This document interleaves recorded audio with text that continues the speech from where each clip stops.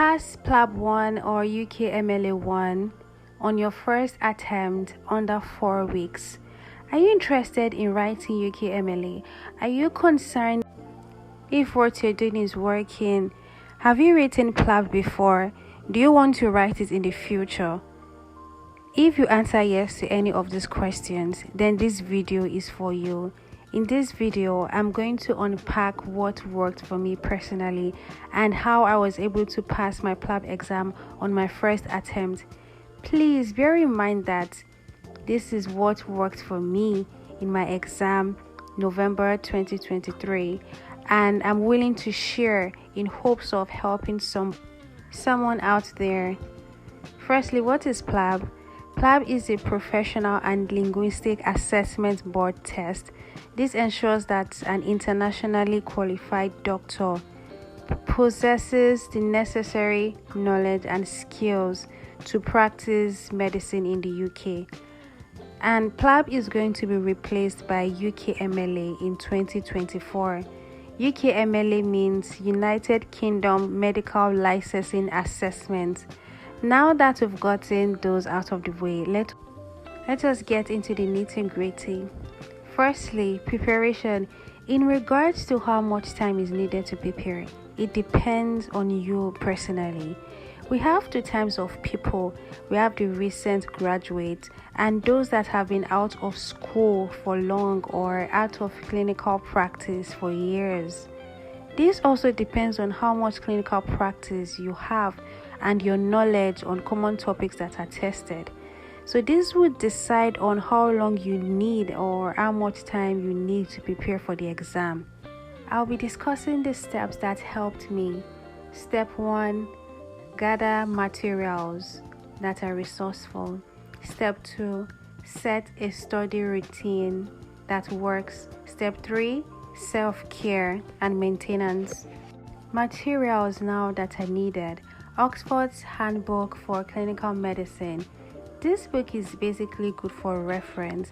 This is a textbook that you can use to understand the concept, but reading it all in a sitting, in my opinion, is not necessary, except you have a lot of time. NICE guidelines. This is crucial for recent updates. This is used to confirm your answers. For example, the answer to a question back in 2020, let's say the first line is barium swallow.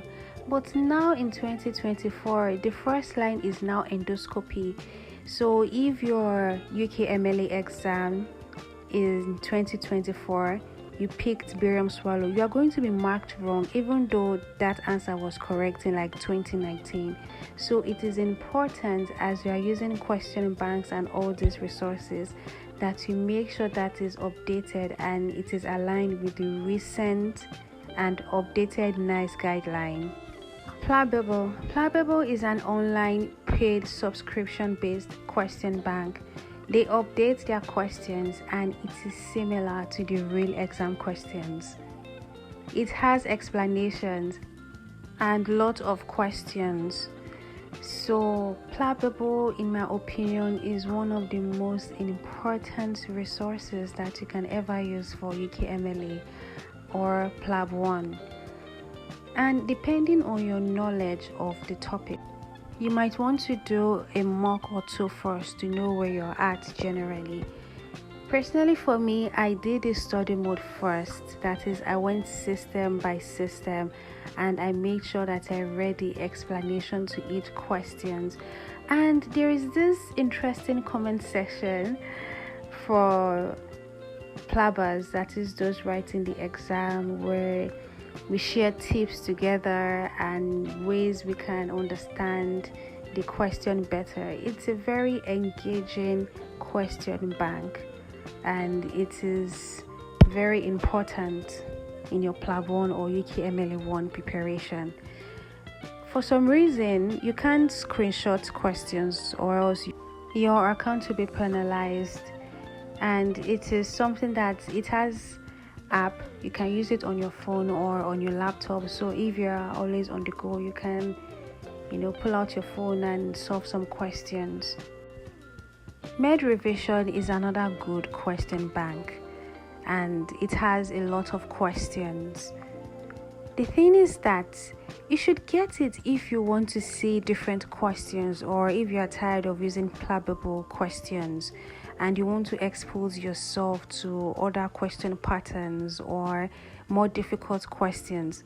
But for somebody that did PLAB and med revision, in my opinion, and after writing the exam, I realized that I did not need med revision. Personally, for me, it was unnecessarily stressful and difficult, but it helped me get exposed to questions and increase the difficulty level and get more mocks done, especially mocks that I haven't seen the questions before. So it helped in a way.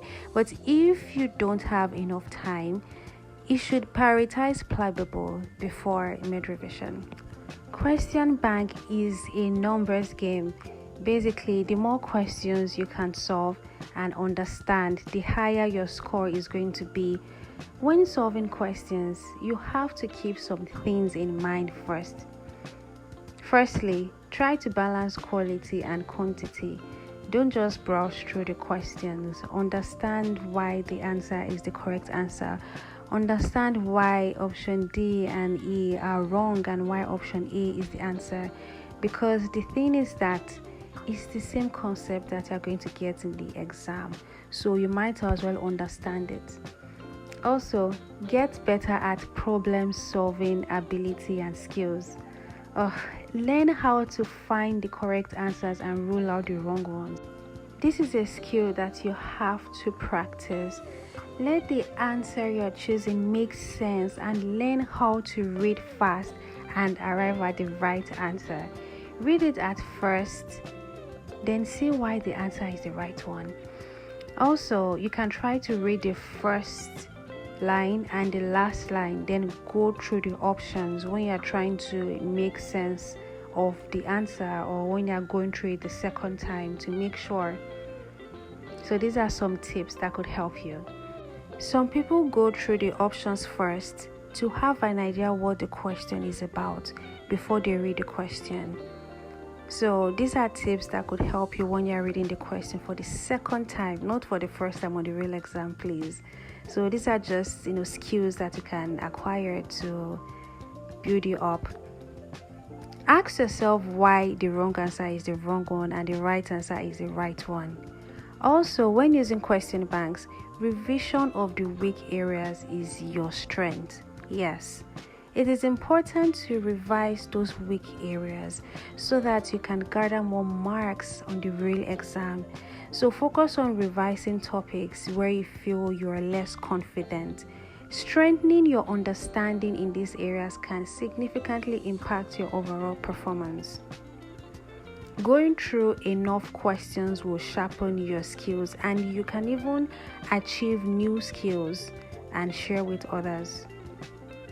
It is important to set a number of questions that you have to solve in a day. This is just to keep yourself accountable and to make sure that you're putting in the work so that it will boost your confidence, and the confidence will translate on the exam day. Another thing to bear in mind is that it is completely normal to feel discouraged on some days, especially when you're diving into question banks and facing less than the high scores. Trust me, I've been there too. Remember that it is not about the score right now. It is about the journey of improvement. We all encounter tough days, and it is a part of the process. So if you're feeling sad, take a deep breath, take a break. Every challenging question is a chance to learn and grow. Embrace the struggle, because that is where the real progress happens. You are not alone in this, and success is often built on those moments when we push through those setbacks and those trial moments. So just keep it moving and keep it going. Set a positive attitude. Sometimes it can be difficult. On those really difficult days, take a break, then come back to it. Just don't give up. That is the only thing. Do not stop trying.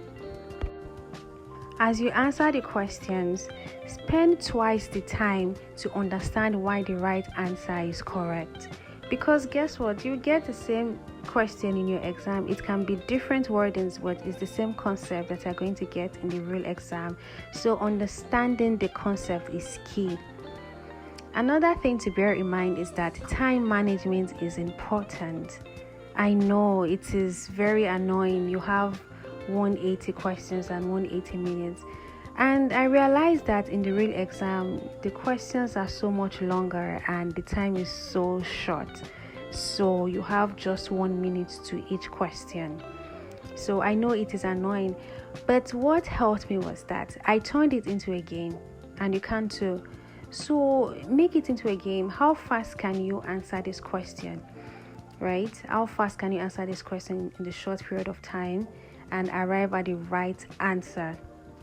So practice more questions as well, because the more timed exams you have, it will boost your confidence on the real exam. But do not skip the step of time management, because it is key. And if you get used to effective time management before the exam, on the exam day you will do really well and you would be confident in your answers. At the end of the day, time management is a skill, just like dancing and swimming. The more practice you get, the better you would be.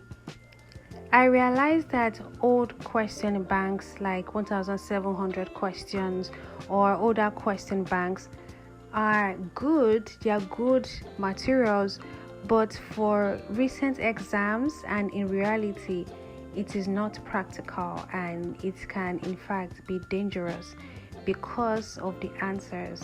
Again, nice guidelines, they update themselves every single time and so frequently, so you have to keep up to date with recent and updated question banks. Bear that in mind. Unless you have updated 1700 questions or updated question banks, don't consider it at all.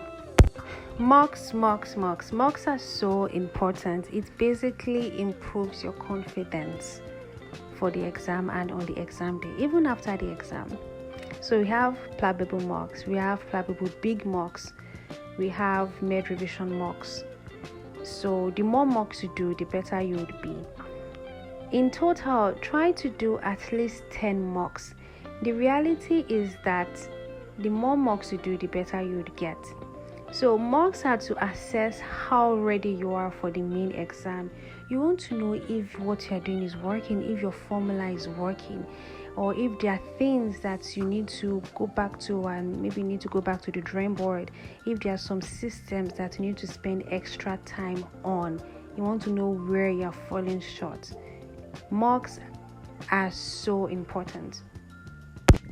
When doing mocks, it's important to keep some things in mind. That is, you want to make it as exam-like as possible. You want to make the environment similar to the exam environment. That is, little to no distractions. Firstly, I advise that to do mocks in the morning, because that is when your exam would be. So let it be the first thing you do, so that you can accurately gauge where you are. If you do it in the evening or when you're tired, you may have a skewed grade or something, or a grade that is not realistic. So you do the real exam in the morning, so you might as well take the mock in the morning. Secondly, no distractions at all. You're not allowed to move around. Stay seated for 180 minutes. And if you want to use the restroom, don't pause the time, because on the real day, on the exam day, they are not going to pause the time for you. And for some reason, these halls are so big that by the time you walk to the restroom, it's like 3 minutes, and by the time you walk back, it's another 4 minutes. So that is and not to talk of the time that you have to unzip and wash your hands and all these things.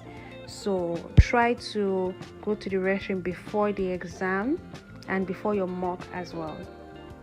Also, make sure that the mock is timed. In my opinion, mocks should always be timed, because the PLAB exam is timed, and one of the things that they are testing in the PLAB or the UKMLA exam is that you have to be good with your time. That is, time management is key. They want to test how well you are able to come to the right answer, or how well you can treat a patient within a short period of time. So doing timed mocks would boost your confidence, and on the exam day you're going to feel like, yes, this is just another mock that I'm going to like score high marks on. Study groups are absolute game changers on this journey. Various platforms like Telegram, WhatsApp, Facebook, you'll find good study communities. Personally, I thrived in an active group where we tackled questions daily and engaged in lively discussions about the answers. These groups keep you accountable, which is also a lifesaver on days when tiredness kicking or fatigue or busyness set in. Completing the group's daily questions not only reassured me that I was on the right track, but also provided, an opportunity to revisit the past topics. For example, let's say I did endocrine questions last week, and this week the group is discussing endocrine questions that I did last week or 2 weeks ago. It's going to make me say, oh, I did endocrine a while ago. Let me know how well the information has gotten into my system, and it further reinforces the information into my long-term memory. So study group is such a good deal, and it is free for the most part. PLAB keys is basically a note based on high yield information that is being asked in the exam. This is beneficial if you have lots of time, that is, if you have months to prepare for the exam, or if you have been out of school for a while and you want to refresh those topics in your brain. In fact, it makes your question solving more enjoyable because you get to apply the concept that you've just read. So my personal perfect cocktail is PLABable plus or minus PLAB key plus mocks. Basically, PLABable plus mocks are compulsory. Then if you have time, you can do PLAB keys. You might be thinking, oh, why did I leave out PLAB gems? Why did I leave out all these things? I know, I'm aware of those resources. Personally, for someone that used a lot of resources, I realized that I didn't need that much of resources to begin with. I didn't need much materials. All I needed was PLABable and my mocks to get those timed mocks in. Self-care. I know this is a video on how to pass the UKMLA. So why am I talking about self-care? I know. The thing is that self-care is just as important as sitting down to solve those questions, because it is the glue that joins your effort together to create the perfect picture. Reasons why self-care is important is to prevent burnout, to prevent sickness, which leads you to take time off studying. What helped me? Sleep. I realized that the longer I slept, the more information I could retain and the more energy I had to study. This is what happens when we sleep after reading. Information goes from the short-term memory to the long-term memory. Also, I ate healthy meals. I tried as much as possible to stay away from foods that will give me sugar rush, then crash. This commonly happens in foods that are high in carbohydrates and calories, so I avoided those. And I meal prepped so that I didn't have to spend 2 hours cooking every single day. And let's be honest, some days I ordered pizza and ate chicken and fries, but it wasn't a regular thing, and I could spend as much time studying and solving questions and not trying to cook from scratch every single day or buying foods that are not good for my body system and my energy levels. I did the things that I enjoy doing. Yes, going out, exploring, meeting friends, dancing. This helped me to reward myself after studying because it made me feel normal again. These are the things that I like to do normally. It also made me look forward to not studying, so I made sure that I studied twice as hard so that I can get a high score and I can enjoy myself to the fullest and not having to stress. This is personally what worked for me. Let me know if you have any questions.